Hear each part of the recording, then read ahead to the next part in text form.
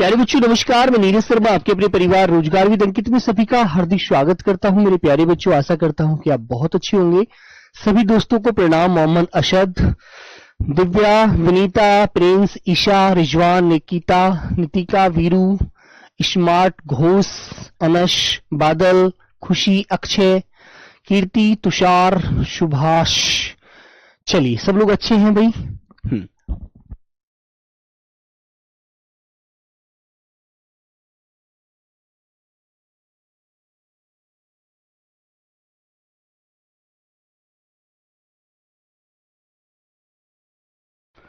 ठीक है मेरे प्यारे बच्चों, चलिए तो सब लोग अच्छे हैं एकदम। सभी प्यारे बच्चों को बहुत बहुत सारा प्यार, सुप्रभात। तो मेरे प्यारे बच्चों, आज हम पढ़ने वाले हैं वर्तनी। ठीक है, तो एसएससी जीडी में मेरे प्यारे बच्चों 2 क्वेश्चन हमारे इस टॉपिक से मिलते हैं। 2 क्वेश्चन मेरे प्यारे बच्चे इस टॉपिक से मिलते हैं। इस बार तो 2 नहीं 3 भी मिले थे, तो इसलिए आपको ये बहुत अच्छे से समझना है और मैं बहुत अच्छे से आपको समझाने की कोशिश करूंगा। तो ठीक है मेरे प्यारे बच्चों, सब लोग तैयार हैं? आइए बेटा, तो जल्दी से सब लोग हेडिंग डालेंगे। राधे राधे, गुड मॉर्निंग, नमस्ते, सुप्रभात, जय हिंद मेरे प्यारे बच्चों। तो आइए बेटा, वर्तनी किसे कहते हैं आप जानते हैं? किसे कहते हैं मेरे प्यारे बच्चों वर्तनी? तो एक बात आप बताइए मेरे बच्चे, वर्तनी किसे कहते हैं? इसकी परिभाषा आप बताइए। वर्तनी होता है शब्दों को बोलने व लिखने का सही ढंग, सही तरीका ही वर्तनी कहलाता है। ठीक है, जैसे एक बात बताओ, आपने देखा होगा बेटा, मैंने एक शब्द बोला यमुना। यमुना हमारी नदी है, लेकिन कुछ लोग उसको क्या बोलते हैं? जमुना बोलते हैं ना। जब आप ब्रज क्षेत्र में आएंगे तो वहां यमुना नहीं जमुना जी बोला जाता है ना मेरे बच्चों। तो बेटा जो खादर वाला क्षेत्र है वो वहां पर यमुना को जमुना बोलता है, तो वो त्रुटि करता है, गलत बोलता है। तो हमें सही शब्दों का चयन करना है और सही शब्दों को अच्छे से याद रखना है। ठीक है मेरे बच्चों। हाँ बेटा, टेलीग्राम गवर्नमेंट के माध्यम से बंद हुआ है अभी, तो अभी टेलीग्राम नहीं चल रहा है, जिसकी वजह से आप लोग अपने कोई भी डाउट को नहीं भेज पा रहा है। ठीक है, तो आप परेशान बिल्कुल ना हो मेरे प्यारे बच्चों। ठीक है भाई, आओ तो लिखेंगे, परिभाषा लिखेंगे, शब्दों को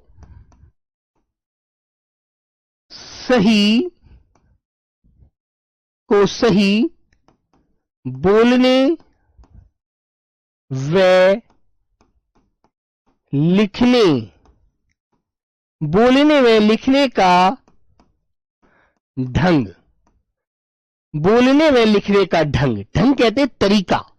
ठीक है, स्टाइल, ढंग जिसे हम कहते हैं तरीका, वर्तनी कहलाता है। वर्तनी कहलाता है। ठीक है बेटा, शब्दों को सही बोलने व लिखने का ढंग वर्तनी कहलाता है। ओके मेरे प्यारे बच्चों, अच्छे से आपको याद रखना है। जैसे मेरे प्यारे बच्चों, मैंने कहा एक शब्द आपके सामने, क्या एक शब्द मैंने आपके सामने बोला कि बेटा सब लोग जानते हैं आशीर्वाद कैसे लिखते हैं, तो आपने कहा भैया ये लिख दिया आशीर्वाद, है ना। एक उदाहरण के माध्यम से मैंने आपसे कहा कि आशीर्वाद लिखकर दिखाना, तो बच्चा क्या करता है, यहां पर रे की आवाज यहां बोली जा रही है और यहीं पर उस मात्रा को ऊपर चढ़ा देता है, जो रेफ रे होता है, जो गलत है। ये जो ये मेरे प्यारे बच्चों गलत लिखा हुआ है, तो ये हमारी वर्तनी गलत है। हमने कहा कि भाई इसको सही लिखकर बताओ, तो भैया एक बच्चा आप में से आया कि भैया इसको सही बताऊं कैसे लिखते हैं। मैंने कहा बताइएगा। ठीक है, तो आपने कहा भैया इसको हम आशीर, तो रे की आवाज भैया यहां बोली जा रही है जो आधा वर्ण है, तो मेरे प्यारे बच्चे उसको यहां नहीं लगाना, उससे आगे वाले वर्ण के ऊपर चढ़ाना होता है। तो हम बोलेंगे फिर उसे आशीर्वाद।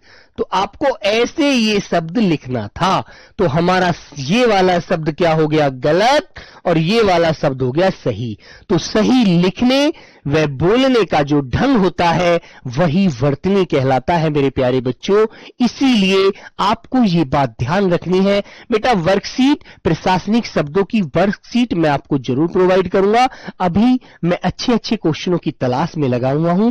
एक आज तो जैसे आज आप फ्राइडे है, कल आपकी क्लास होगी नहीं, कल सैटरडे है ना, मंडे टू फ्राइडे क्लास होनी थी। तो मेरे प्यारे बच्चे कल मैं अच्छे अच्छे क्वेश्चनों की पीडीएफ आपके लिए डलवा दूंगा। आप परेशान बिल्कुल ना हो, ये ड्यूटी मेरी होती है, आपको टेंशन फ्री रहना है। वालेकुम सलाम मोहम्मद तैयब।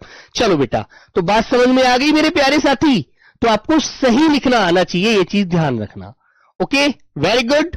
अब मेरे बच्चों मैं आपसे एक क्वेश्चन करता हूं कि आप ये जानते हैं बेटा, सबसे पहले किसी भी चीज को जानने के लिए हमें उसकी बुनियाद तक जाना चाहिए।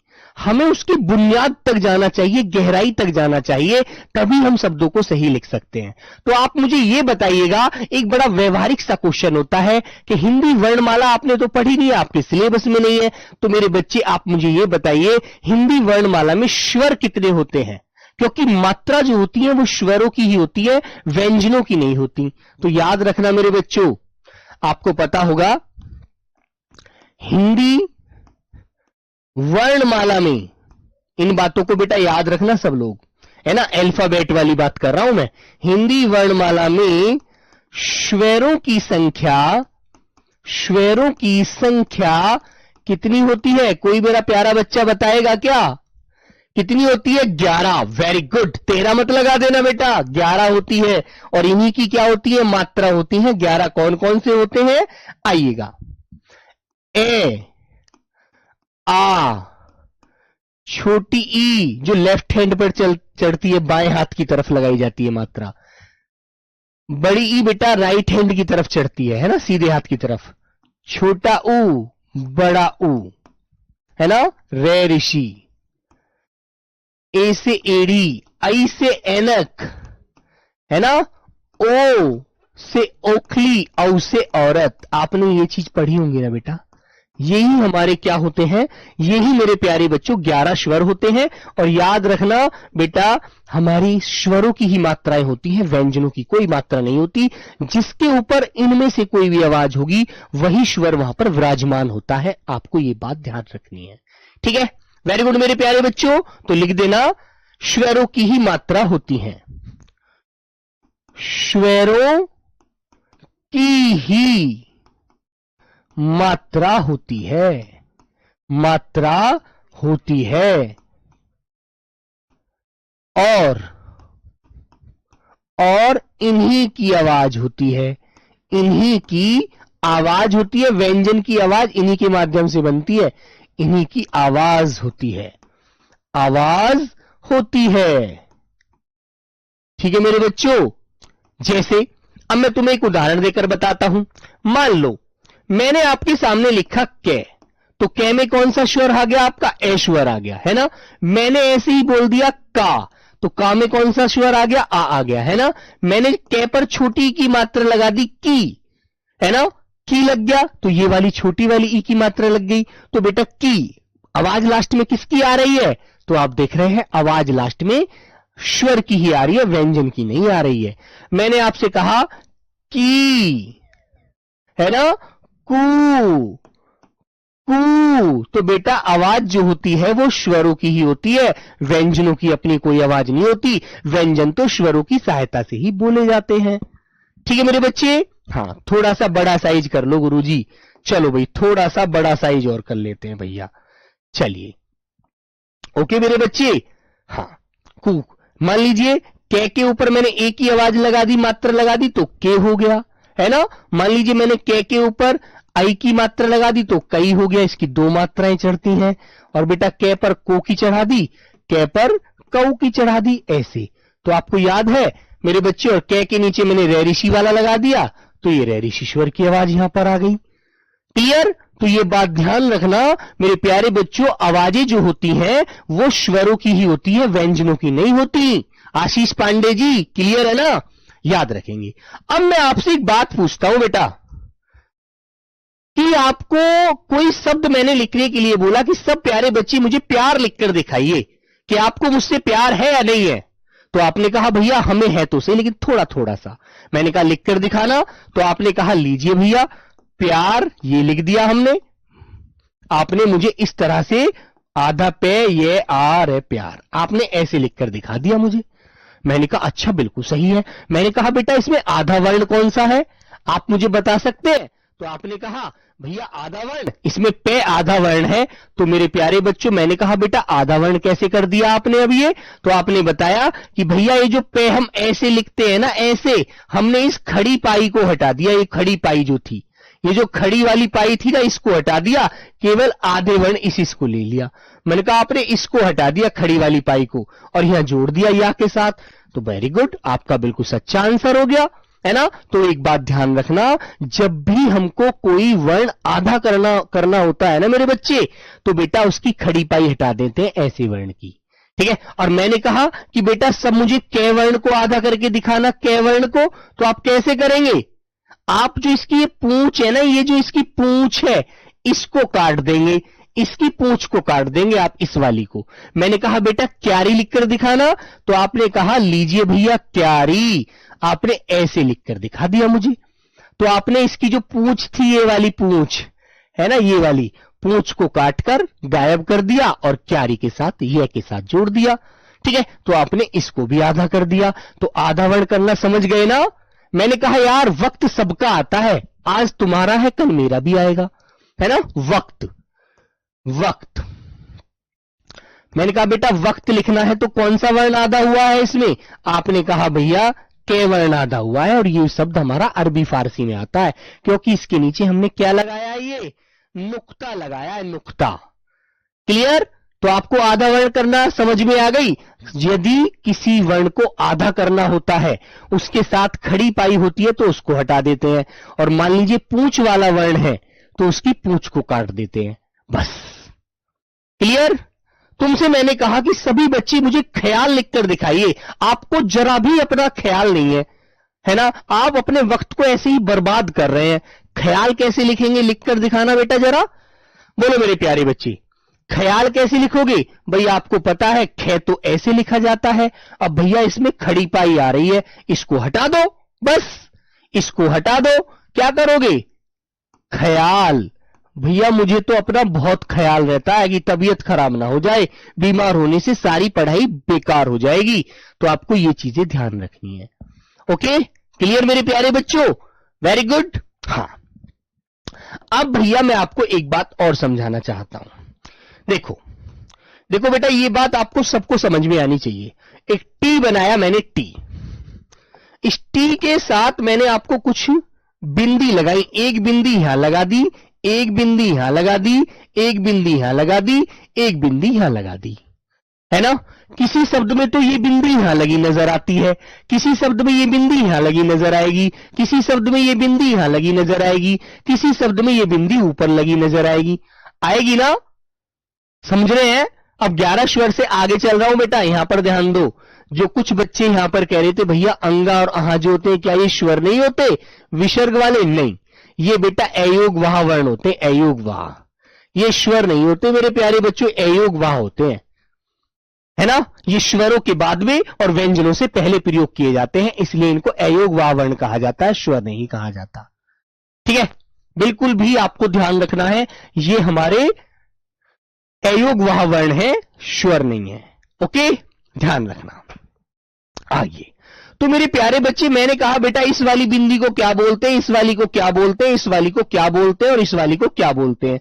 क्या आप मुझे बता पाएंगे? तो आप में से एक बच्चा खड़ा होकर के बोला भैया इसको अनुस्वार कहते हैं। मैंने कहा वेरी गुड, आपने कहां पढ़ा? बोला भैया आपकी पहली क्लास में पढ़ा था। वेरी गुड, बहुत अच्छी बात है।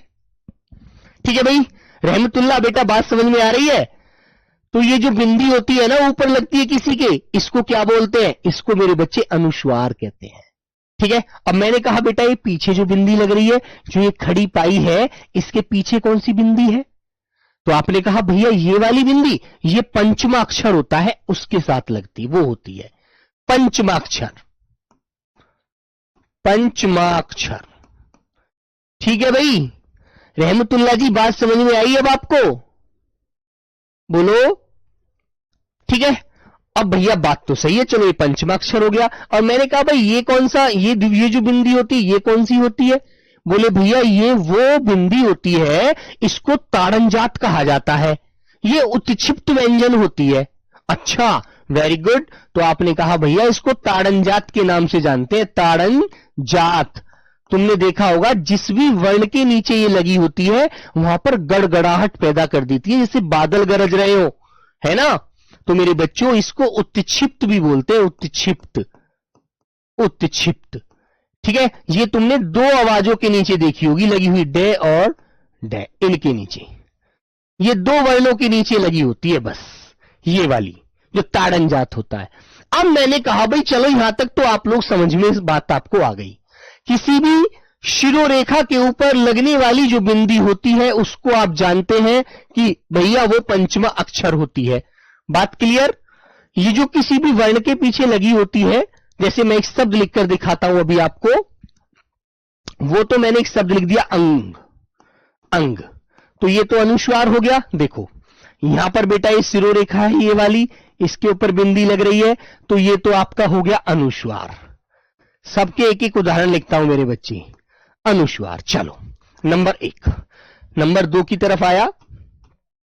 मैंने कहा बेटा ये जो खड़ी पाही के पीछे लग रहा है पंचमा अक्षर, इसके लिए एक शब्द लिखकर दिखाना। तो आपने लिखा भैया सड़ानन, सड़ानन, सड़ानन। ये आपका पंचमा अक्षर हो गया, ये आपका पंचमा अक्षर। अभी पंचमा अक्षर भी बताऊंगा। मैंने कहा भाई इससे संबंधित कोई शब्द लिखकर दिखा दो।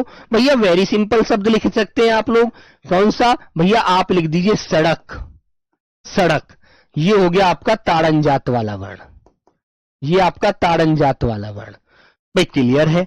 अब ये वाला रह गया जो खड़ी पाही से पहले लगता है वर्ण, पहले जो बिंदी लगती है, इसको और बता दो। ठीक है, तो आप में से एक जवाब आया भैया ये जो बिंदी होती है ना ये वाली, ये बिंदी को भैया नुक्ता कहते हैं, नुक्ता। इसकी आवाज होती है नुक्ता। अच्छा, नुक्ता कहां लगता है? भैया ये अरबी फारसी के शब्दों में लगता है। ठीक है, ये अरबी फारसी के शब्दों में लगता है भैया, आपको याद रखना है ये वाला नुक्ता। क्लियर? इसको बेटा शिरोरेखा कहते हैं, और ये जो सीधी रेखा है इसको मेरे प्यारे बच्चों, इसको हम क्या बोलते हैं? खड़ी पाई, खड़ी पाई बोलते हैं। याद रखना हिंदी की बहुत सारी बातें। ठीक है, अब मुझे ये बताओ यहां पर कौन सा शब्द आपको, कौन सी बात आपको समझ नहीं आ रही है? ठीक है, इसको बेटा आप याद रखेंगे शिरोरेखा होती है, इसके ऊपर लगने वाली बिंदी को अनुस्वार कहते हैं। ये जो खड़ी पाई है ये वाली मेरे प्यारे बच्चों, इसके पीछे जो बिंदी लगी होती है इसको पंचमा अक्षर कहते हैं। इस शिरोरेखा खड़ी पाई के नीचे बिंदी जो लगी मिले, या फिर गोल पाई, खड़ी पाई मिल जाए, या फिर आपको गोल पाई मिले, गोल पाई, उसके नीचे लगने वाली बिंदी को ताड़नजात कहते हैं, ताड़नजात। ठीक है मेरे बच्चे, और जो खड़ी पाई से आगे बिंदी लगी होती है ये वाली, इसको मेरे प्यारे बच्चे नुक्ता कहते हैं। ये अरबी फारसी के शब्दों में प्रयोग करते हैं। जैसे मैं आपको एक शब्द देता हूं, एसएससी जीडी में पूछा गया शब्द है बेटा, एक शब्द आया था खारिज। तुम्हारी जो दरख्वास्त थी उसको खारिज कर दिया गया, तो खारिज। इसके नीचे बेटा क्या लगाएंगे आप लोग? क्या लगाया आपने? ये मेरे बच्चों देखो खड़ी पाई है ये वाली, ये खड़ी पाई है। आपने खड़ी पाई से आगे जो ये बिंदी लगाई है ये मेरे प्यारे बच्चों नुक्ता है, नुक्ता, जो अरबी फारसी के शब्दों में लगता है। ठीक है, मैंने कहा आजाद, आजाद भारत के वासी हैं हम, आजाद भारत, आजाद, आजाद भारत, ये वाली आजाद भारत। तो जय के नीचे आपने देखो यहां पर लगाया। अब तुम्हारे मन में एक बात आएगी कि भैया हमें यह कैसे पता चलेगा कि कहां पर नुक्ता लगाना है? वो अरबी फारसी के शब्दों में लगता है केवल। तो आपको एक बात याद रखनी है मेरे बच्चों, हमारे कुछ 5 वर्ण ऐसे होते हैं जिनमें नुक्ता लगता है केवल। के, खे, गे, ज़, और मेरे प्यारे बच्चों फे। ये 5 वर्ण बेटा हमारे आगत वर्ण है। आगत वर्ण। अब तुम कहोगे भैया ये आगत वर्ण क्या होता है? तुम्हारे दिमाग में क्वेश्चन आएगा कि भैया ये आगत वर्ण कौन सा होता है? बेटा आगत वर्णों को कहते हैं विदेशी भाषा से आए वर्ण, विदेशी भाषा के वर्ण, विदेशी भाषा के वर्ण। अब कौन सी विदेशी भाषा है बेटा? ये आपकी अरबी भाषा है। अरबी भाषा, अरबी फारसी भाषा जो होती है, फारसी और अरबी भाषा के जो शब्द होते हैं उनमें मेरे प्यारे बच्चों ये आवाजें आपको नजर आती हैं, ये वाली, बस ठीक है ना। ये आवाजें आपको, पांचों आवाजें अरबी फारसी के शब्दों में नजर आएंगी और उनके नीचे नुक्ता लगा होता है। दूसरी भाषा के जो शब्द हैं, जो हिंदी के नहीं है, केवल हिंदी में इनको प्रयोग हम कर रहे हैं, ठीक है मेरे बच्चों। लेकिन ये आए किस भाषा से हैं? अरबी फारसी से आए हैं, ठीक है मेरे बच्चों, याद रखना आप लोग। हाँ, अब मेरे प्यारे साथी, जैसे बेटा एक बात मैं आपसे कहूं कि सभी मेरे प्यारे बच्चे मुझे गजल शब्द लिखकर दिखाएंगे, गजल, तो आप कहेंगे भैया गजल, मैंने आपके सामने ये शब्द लिख दिया गजल, एक उदाहरण के तौर पर, तो आप देखेंगे भैया गे भी देखो यहां पर अरबी फारसी का और जे भी, तो क्या इनके नीचे नुक्ता नहीं आना चाहिए? क्या इनके नीचे नुक्ता नहीं आना चाहिए? तो आप कहेंगे आना चाहिए, है ना, उर्दू का प्रयोग किया जा रहा है उर्दू में ना, तो बिल्कुल करेंगे गजल, गजल ऐसे, तो आपका शब्द अब सही होगा मेरे बच्चों। क्लियर है? तो ऐसे शब्द मैं आपको बहुत सारे पढ़ाऊंगा, बहुत सारे शब्द लिखवाऊंगा, परेशान बिल्कुल नहीं होना, ठीक है मेरे भाई। यहां तक की बात क्लियर हो गई? जल्दी से थम्स अप करिएगा, आगे बढ़ते हैं, है ना। तुमने कहा अरे भाई तूफान आ गया, अरे यार तूफान आ गया, बहुत तेज तूफान आ गया भैया, अब तो पता नहीं कितना कितना पब्लिक का नुकसान हो जाएगा, है ना, पब्लिक बहुत परेशान हो जाएगी, जनता सारी परेशान हो जाएगी। तो मेरे बच्चे तूफान, ओके, ऐसे शब्दों का, बहुत सारे शब्दों का अभ्यास करेंगे आगे हम, ठीक है। धीरे धीरे सारी चीजों को समझेंगे, एक साथ मेरे बच्चों आपको समझ नहीं आती कोई चीज, ये भी आपको मैं बता रहा हूं, धीरे धीरे अभ्यास करेंगे, ओके। आगे बढ़े, आइए मेरे बच्चों, अब मेरा आगे आपसे क्वेश्चन जो होता है वो होता है बेटा, मैंने आपको स्वर के बारे में भी बता दिया और मेरे प्यारे बच्चे मैंने आपको अनुस्वार के बारे में भी बता दिया, याद रखेंगे, ठीक है। और भैया अब मैं विसर्ग के बारे में और बात कर लेता हूं आपसे, विसर्ग के बारे में, ठीक है। और मैंने आपको शिरोरेखा और खड़ी पाई, ये बेटा शिरोरेखा होती है जो सिर से जाती है, शिरोरेखा बोलते हैं इसको, ठीक है। और ये जो खड़ी है इसको खड़ी पाई बोलते हैं, और गोल होती तो गोल पाई बोल देते। इनके बारे में मैं आपको समझा चुका हूं, इनके बारे में समझ में आ गई बात? भाई जो सर के ऊपर से रेखा जाती है वो शिरोरेखा होती है यार, सीधी सी बात है। आपका ये सर है, सर के ऊपर मैंने रेखा खींच दी तो शिरोरेखा कहलाई, ठीक है। खड़ी पाई है तो खड़ी पाई कहलाई, यदि गोल होती तो विसर्ग जो लगता है मेरे बच्चे, ये उन